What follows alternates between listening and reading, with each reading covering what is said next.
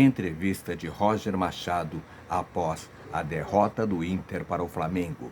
Olha o que ele falou. De concentração, acho que tu iniciou a tua pergunta falando exatamente o fator da nossa dificuldade. O Flamengo tem atuado bem e a gente tem tido um primeiro tempo de fato com algumas dificuldades em função de conseguir encaixar ali a marcação a partir do bloco médio-alto, né, tendo em vista que o Flamengo usa o seu goleiro muito bem para gerar superioridade, e a partir de desequilíbrio tem as inversões de corredor, né, hora para o Wesley pro lateral em amplitude, hora para o Mikael do outro lado em amplitude, e a partir daí as vitórias e as ultrapassagens, né.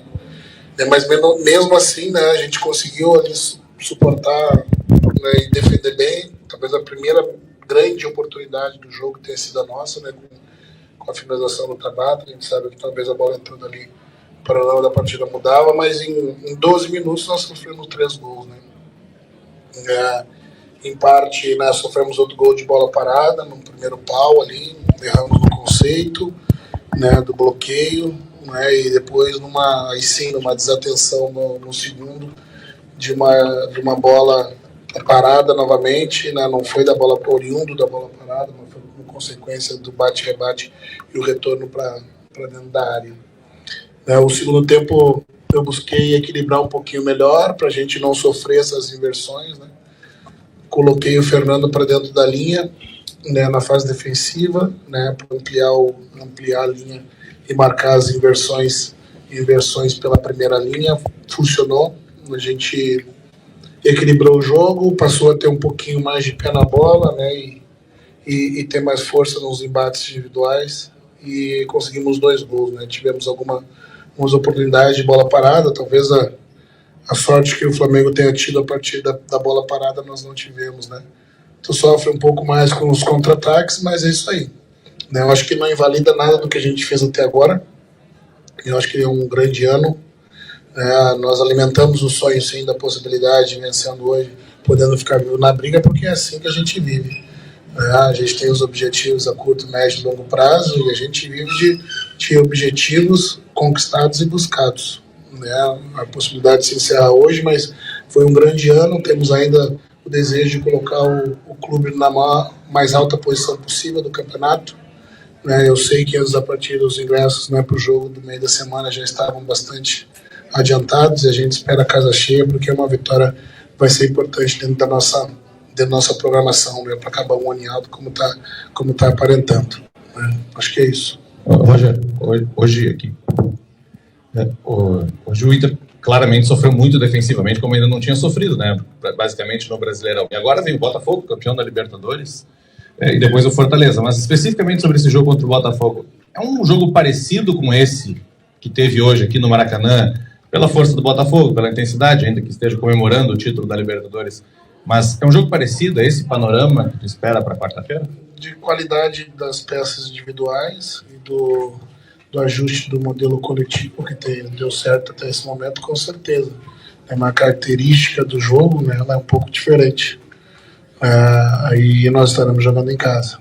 Então, o fator local no começo, né, pesou para o lado do Flamengo hoje, né, o horário, o calor, né, a tranquilidade do adversário em jogar já com o ano, né, praticamente decidido a seu favor, né, isso tudo deu uma vantagem em alguma medida no primeiro tempo. Mas acho que são jogos diferentes, mas com o mesmo teor de dificuldade. Roger, a gente viu aqui no meio-campo, né, a escalação hoje do Fernando e do Thiago Maia, né? O Thiago ficou um tempo sem treinar, voltou em relação a um problema particular, e o Rômulo entrou muito bem no segundo tempo, né, com muita força, com intensidade. Como é que tem sido para você essa reta final de ano, né? O Fernando acabou de voltar de lesão também, o Maia, né, ficou um tempo fora, e o Rômulo muito bem. Como é que você vê essa abertura de meio-campo do Inter nessa reta final, em especial no jogo de hoje? Eu penso que o Rômulo tem entrado e tem atuado bem nas ausências, né? Tanto como primeiro, né? E em algum momento, acho que no jogo anterior, agora esse eu coloquei ele na linha da frente, né? Também ele faz bem, né? Quando eu aumentei a força, digamos, do jogo físico no meio, com o Rômulo, já com o desgaste do Thiago, a gente passou a roubar umas bolas né, e mais desequilíbrio, né, do adversário, né, umas bolas que nós estávamos em desvantagem, né, o que nós não conseguimos, né, em função até do desequilíbrio de encaixe de marcação no primeiro tempo. Como ficou mais encaixado, colocando o Fernando e depois o Rômulo para dentro da linha, a gente conseguiu, pela força também dos duelos individuais, retomar a bola e criar algumas oportunidades de levar o time para frente. A gestão é feita oportunizando aqueles que eu imagino que estejam mais aptos para estar entre os 11, mas nunca deixando de ver com carinho aqueles que entram bem, né, para possivelmente estarem entre os 11. Boa noite, Roger. Boa noite.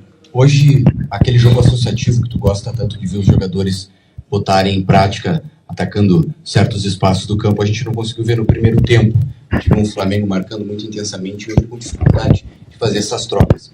Quais são os fatores que tu enxerga nesse primeiro tempo? No segundo tempo, a coisa melhora, o Inter consegue criar, mas o que aconteceu que o Inter teve que, talvez, mudar um pouquinho do modelo que tu gosta tanto? Eu penso que nós tivemos dificuldade dos encaixes defensivos, que quando a gente retomava a bola, a gente tinha feito muita força para retomar e estávamos longe um dos outros para fazer esses encaixes, né? E não controlávamos bem, não cuidávamos bem da bola logo em seguida que retomávamos muito em função, né, dos encaixes bem feitos de marcação e de subida de pressão do Flamengo, sobretudo quando nós abrimos linha com 3, né, o Mikael marcava a nossa terceira amplitude e fazia com que a gente jogasse um passe acelerado para frente, um passe mais espetado, oferecendo ao adversário a retomada da bola.